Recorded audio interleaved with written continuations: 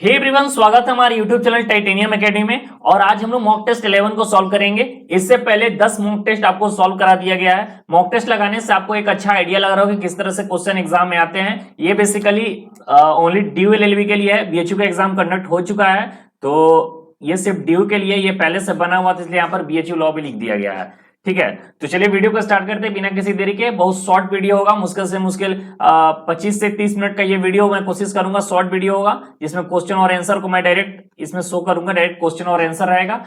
और एक चीज और मैं बता दूं कि इससे पहले 10 मॉक टेस्ट सॉल्व करा दिया गया और साथ ही साथ हम लोग श्योर सक्सेस सीरीज भी करंट अफेयर्स का स्टार्ट कर दिए हैं। तो वही वीडियो एक वीडियो चला गया है, जो नहीं देखे आप लोग उसे देख सकते हैं। किस तरीके से मॉक टेस्ट आपको लगाना है आपको आइडिया पहले से होगा। 1 से लेकर 25 तक आपको नंबरिंग कर लेना है और जो क्वेश्चन सही होगा उसे सही करना है, जो गलत होगा उसे क्रॉस कर देना है। और लास्ट में आपको मार्क्स बताना है, इसमें कोई निगेटिव मार्किंग नहीं रहेगा। और आपको ये बताना है कि टोटल 25 में से आप कितने मार्क्स लेकर आए हैं। चलिए वीडियो को स्टार्ट करते हैं। और आज का जो फर्स्ट क्वेश्चन है, an agreement created by word spoken और written is called void agreement, voidable agreement, express agreement या फिर implied agreement. Indian Contract Act से क्वेश्चन है और काफी इंपॉर्टेंट क्वेश्चन है। इस क्वेश्चन का जो करेक्ट आंसर होगा ऑप्शन नंबर सी होगा। ठीक है, एक्सप्रेस एग्रीमेंट इसका करेक्ट आंसर होगा। एक बार आप लोग से अनुरोध है कि वीडियो को शेयर कर दीजिए ताकि और भी लोग जुड़ सके। और जो लोग पहली बार देख रहे हैं चैनल को सब्सक्राइब कर ले और वीडियो को जरूर लाइक कर दें। ठीक है, तो इस क्वेश्चन का क्या होगा, ऑप्शन नंबर सी होगा, एक्सप्रेस एग्रीमेंट। चलिए नेक्स्ट क्वेश्चन है, an offer has been defined under section. ठीक है, किस सेक्शन में ऑफर को डिफाइन किया गया इंडियन कॉन्ट्रैक्ट एक्ट में? 2A, 2B, 2C या फिर 2D।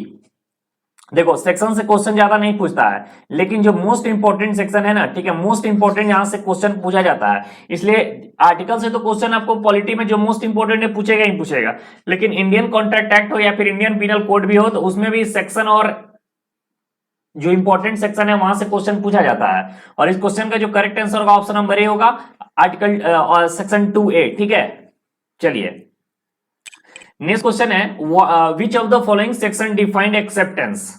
ठीक है, इंडियन कॉन्ट्रैक्ट एक्ट में एक्सेप्टेंस को किस सेक्शन के अंदर डिफाइन किया गया है? 2A, 2B, 2C या फिर 2D।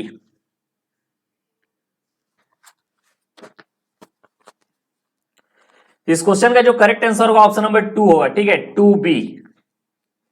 चलिए नेक्स्ट क्वेश्चन है क्वेश्चन नंबर 4। ठीक है, इसका होगा 2B। ठीक, क्वेश्चन नंबर 4 का है, हु इज लायबल और supplies of necessaries of minor. ठीक है, the minor, the guardian of minor, the property of minor या फिर द गवर्नमेंट। बताइए इस क्वेश्चन का आपके अकॉर्डिंग करेक्ट आंसर क्या होगा?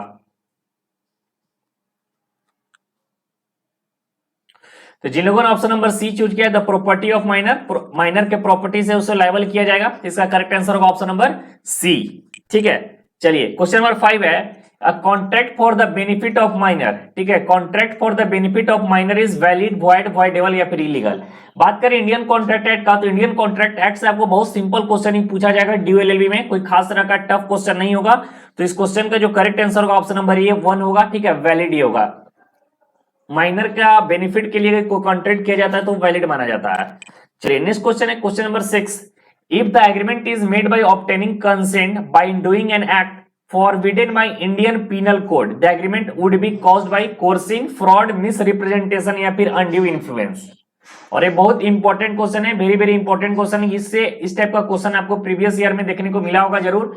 और इस क्वेश्चन का जो करेक्ट आंसर होगा ऑप्शन नंबर ए होगा, कोर्सिन। ठीक है, चलिए नेक्स्ट क्वेश्चन है question number 7, where a person is in a position. ठीक है, where a person is a position to dominate, ये वर्ड बहुत इंपॉर्टेंट है, to dominate the will of, ठीक है, another person and uses that position to obtain और unfair advantage, it is called fraud, coercion, misrepresentation या फिर अनड्यू इन्फ्लुएंस।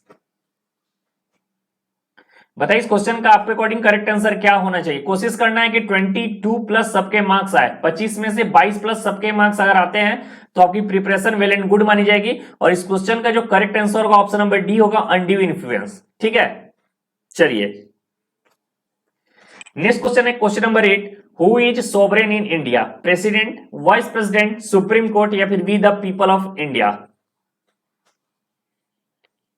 काफी इजी क्वेश्चन है और इस क्वेश्चन का सब लोगों ने आंसर सही दिया होगा। Correct answer option number D, we the people of India. Question number 9 है, the Supreme Court of India adopted Mandal commission. ठीक है, Mandal commission recommendation on the reservation for OBC यानी other backward classes in the case of, first है SR Bommai versus Union of India, option number B है Shyam Narayan Chouksey versus Union of India, option number C है Indira Sawhney versus Union of India, या फिर DK Basu versus state of West Bengal. बताइए इस question का आपके according correct answer क्या होना चाहिए।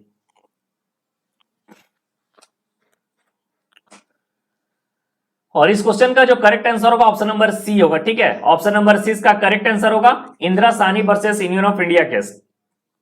चलिए क्वेश्चन नंबर 10 पे आते हैं, double jeopardy, what is the meaning of double jeopardy. Option number A है trying to person jointly for the same offence, option number B है trying the same person for two offences two different time, और option number C है putting the same person on trial twice for the same offence, और option number D है trying a person for different offences committed by him in one incident. और ये काफी important question है, आप previous अगर PYQ अगर सॉल्व किए होंगे तो इस टाइप का क्वेश्चन वहां भी देखा होगा, देखे होंगे आप लोग, डबल जियोपार्डी रिलेटेड क्वेश्चन वहां पर पूछा गया है। और इस क्वेश्चन का जो करेक्ट आंसर होगा ऑप्शन नंबर सी होगा, putting the same person in trial twice for the same offence. ठीक है, चलिए क्वेश्चन नंबर 11 है, one of the following is not a negotiable instrument. ठीक है, तो नेगोशिएबल इंस्ट्रूमेंट आपको ज्यादा डीप में नहीं पढ़ना, लेकिन नेगोशिएबल इंस्ट्रूमेंट होता क्या है ये आपको आइडिया होना चाहिए, यहां से आपको एग्जाम में क्वेश्चन पूछा जा सकता है। Bill of exchange, promissory note, will या फिर चेक, इनमें से प्रोमिसरी नोट कौन नहीं ये बताइए। और इस क्वेश्चन का जो करेक्ट आंसर होगा ऑप्शन नंबर सी होगा, विल। ठीक है, इसका जो करेक्ट आंसर होगा ऑप्शन नंबर सी होगा, विल। विल जो है प्रोमिसरी नोट नहीं है, बाकी bill of exchange, promissory note और चेक ये सब क्या है, नेगोशिएबल इंस्ट्रूमेंट है। क्वेश्चन नंबर 12 है, offence of breaking a divine idol is crime, sacrilege, blasphemy या फिर सेडिटेशन। तो इस क्वेश्चन का जो करेक्ट आंसर होगा ऑप्शन नंबर बी होगा, सैक्रिलेज। इसके अलावा ब्लास्फेमी क्या होता है और सेडिटेशन क्या होता है ये आपको पता होना चाहिए, नहीं पता है तो जाकर इसको गूगल करो और इसका करेक्ट आंसर पता करो कि क्या होता है ब्लास्फेमी। चलिए क्वेश्चन नंबर 13 है, what does de minimis non curat lex refer to. The law does not concern itself with trifles matter. ठीक है, ट्रिफल्स मैटर यहां पर लिख सकते हो। और to sell property at very low price, option number C, expecting minimal incentive या फिर नन ऑफ दीज। और एग्जाम में आपको, ठीक है, लीगल मैक्सिम से अगर क्वेश्चन बोला जाए तो लीगल मैक्सिम से 2 क्वेश्चन तुमको एग्जाम में देखने को मिलेगा। अगर डीएलएलबी की बात करें तो मिनिमम 2 क्वेश्चन पूछा जाता है, अगर प्रीवियस ईयर को अगर ट्रेंडिंग इसका देखा जाए तो लीगल मैक्सिम जो इंपॉर्टेंट है, मोस्ट इंपॉर्टेंट लीगल मैक्सिम जो प्रीवियस ईयर क्वेश्चन में पूछे गए हैं वो सारे लीगल मैक्सिम्स आपको याद होना चाहिए। और इस क्वेश्चन का जो करेक्ट आंसर का ऑप्शन नंबर 1 होगा, the law does not concern itself with trifling matter. चलिए क्वेश्चन नंबर 14 पे आते हैं, Epsom. Epsom is associated with polo, water polo, table tennis या फिर हॉर्स राइडिंग। तो इप्सॉम जो होता है हॉर्स राइडिंग, इसका करेक्ट आंसर होगा ऑप्शन नंबर डी। चलिए क्वेश्चन नंबर 50 है, Mars is also known as blue planet, red planet, green planet या फिर व्हाइट प्लैनेट। तो इस क्वेश्चन का जो करेक्ट आंसर होगा ऑप्शन नंबर ई, मार्स को रेड प्लैनेट के नाम से भी जाना जाता है। चलिए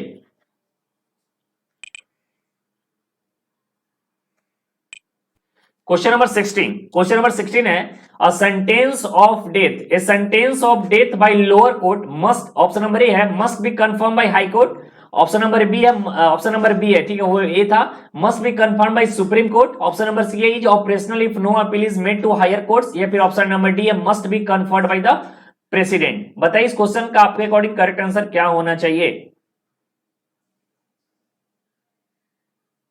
तो जिन लोगों ने ऑप्शन नंबर ए चूज किया, must be confirmed by high court, उनका करेक्ट आंसर है ऑप्शन नंबर ए, इसका करेक्ट होगा। चलिए क्वेश्चन नंबर 17 पे आते हैं, हस्बैंड एंड वाइफ। ठीक है, husband and wife have a right to each other company, that this right is called constitutional right, matrimonial right, legal right या फिर कॉन्जुगल राइट। तो इस क्वेश्चन का जो करेक्ट एग्जैक्ट आंसर होगा वो होता है कॉन्जुगल राइट। पति पत्नी एक साथ रह सकते हैं और उसको कॉन्जुगल राइट बोला जाता है। क्वेश्चन नंबर 18 है, in which country was the Quad summit 2022 organise. 2022 का क्वाड समिट किस कंट्री में ऑर्गेनाइज हुआ था, इंडिया, जापान, चाइना या फिर ऑस्ट्रेलिया। बताइए इस क्वेश्चन का आपके अकॉर्डिंग करेक्ट आंसर क्या होना चाहिए। और इस क्वेश्चन का जो करेक्ट आंसर होगा जापान, जापान के टोक्यो में।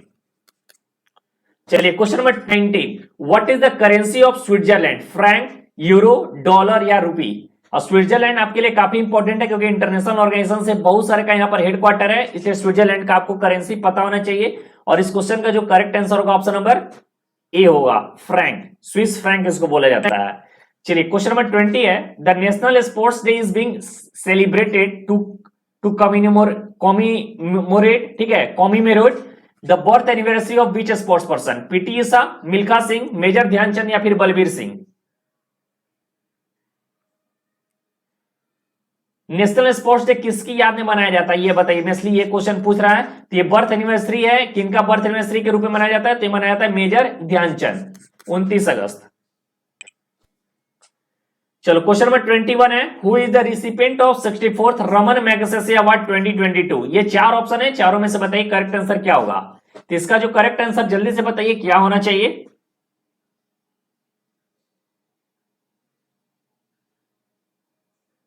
इस क्वेश्चन का जो correct answer option number D होगा, ठीक है। जे मैड्रिड को मिला है, चीन को मिला है, ठीक है, तदाशी हथौड़ी या फिर ग्रेट, ये चारों को मिला है। तो ये आपको इंपॉर्टेंट है, ये चारों का नाम आपको टिप्स पर याद होने चाहिए। अगर नहीं याद है तो ऐसे याद कर सकते हो, जे मैड्रिड, चीन, हथौड़ी और फिर गैरी, इस तरह से आपको भी याद किया जा सकता है। चलो नेक्स्ट क्वेश्चन है, who has been honoured with the Liberty Medal 2022? Liberty Medal 2022 से किसे नवाजा गया? Vladimir Zelensky, Emmanuel Macron, Joe Biden या फिर नरेंद्र मोदी? और इस क्वेश्चन का जो करेक्ट आंसर होगा ऑप्शन नंबर ए होगा, व्लादिमीर जेलेंस्की इसका करेक्ट आंसर है। चलिए क्वेश्चन नंबर 23 है, where is the headquarter of International Monetary Fund located? Geneva, New York, London या फिर वाशिंगटन?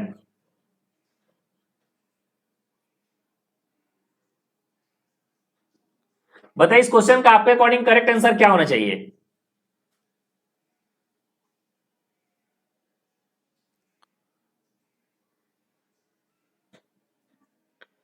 फास्ट तरीके से बताइए इसका करेक्ट आंसर क्या होना चाहिए।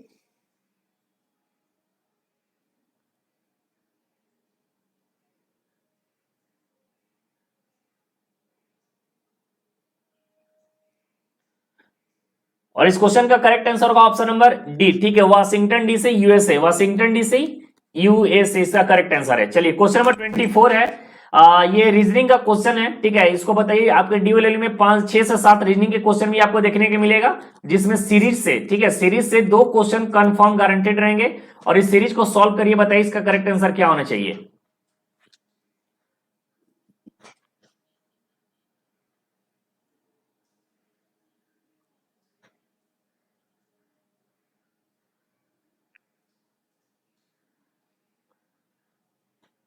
तो चलिए आशा करता हूं आप लोगों ने इसे सॉल्व कर लिया होगा। देखिए कैसे इसको सॉल्व करेंगे, देखो 3 है तो 3 को 10 कैसे ले गया, 3 का स्क्वायर प्लस 1 यानी कि 10, यानी 9 प्लस 1 10। अब 10 को उसी किया 10 का स्क्वायर प्लस 1 यानी 100 प्लस 1 101। ये क्या किया 10 का 1 का स्क्वायर प्लस 1 होगा, तो 101 का स्क्वायर जो होता है 10201 होता है, और इसको प्लस 1 कर देंगे तो 10202। इसका करेक्ट आंसर क्या होगा 10202, ऑप्शन नंबर सी इसका करेक्ट आंसर है, ठीक है।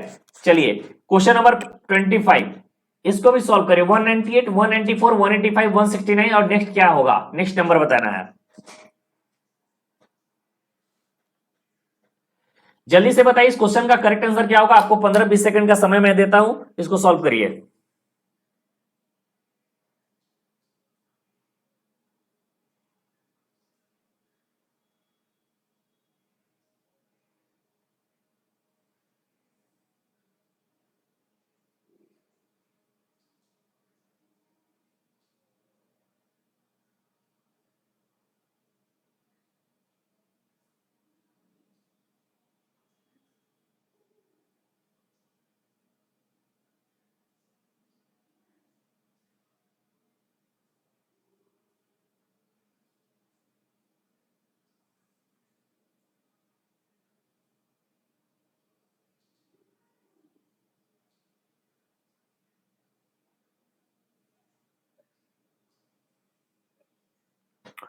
तो चलो इस क्वेश्चन का आप लोगों ने सॉल्व कर लिया होगा। देखो इस क्वेश्चन को कैसे सॉल्व होगा, सबसे पहले तो 198 है, और 198 को 194 अगर माइनस कर रहे हो तो 4 आता है, ठीक है। 194 4 कितना हो जाएगा 198 है। सेम उसी तरह अगर 194 को 185 से माइनस करते हो तो कितना हो जाएगा 9 हो जाएगा। अगर सेम उसी तरह 185 को 169 माइनस करते हो तो कितना हो जाएगा 16 हो जाएगा। और सेम टू सेम 169 में से क्या माइनस करें कि यहां पर कितना हो जाएगा, देखो ये जो है ना 2 का स्क्वायर है, ये क्या है 3 का स्क्वायर है, ये क्या है 4 का स्क्वायर है, तो ऑब्वियस सी बात है यहां पर 5 का स्क्वायर होगा यानी 25 होगा। तो 169 में से अगर 25 माइनस कर देंगे तो कितना आ जाएगा 144, तो 144 इसका करेक्ट आंसर है, यानी ऑप्शन नंबर डी। 169 से 144 अगर माइनस कर दो तो 25 आएगा, जो कि 5 का स्क्वायर है। इसका correct answer option number D होगा। तो एक बार स्कोर पे बात कर लेते हैं, जिसका भी 20 प्लस स्कोर है वो वेल एंड गुड है, जिसका 22 प्लस एक्सेलेंट है। 20 से जिनका नीचे है उनको और भी तैयारी करने की जरूरत है, आपका प्रिपरेशन अभी भी बहुत कमजोर है, और प्रैक्टिस करिए, क्योंकि ये बहुत सिंपल क्वेश्चन है। इतना भी क्वेश्चन में अगर आप 20 प्लस या 22 प्लस मार्क्स नहीं ला रहे हो तो समझिए कि आपका प्रिपरेशन एकदम बेकार है, कोई फायदा नहीं है। आपको DULLB में अगर एडमिशन लेना है दिल्ली यूनिवर्सिटी में, तो कम से कम अगर इतना इजी क्वेश्चन अगर दिया जा रहा है तो आपको 20 प्लस या 22 प्लस मार्क्स आने ही चाहिए। ठीक है, तो मिलते हैं नेक्स्ट वीडियो में। Thank you so much. अगर वीडियो अच्छी लगी तो वीडियो को जरूर लाइक कीजिएगा, चैनल से पहली बार जुड़े तो चैनल को सब्सक्राइब कीजिएगा। थैंक यू सो मच, मिलते हैं नेक्स्ट वीडियो में। जय हिंद।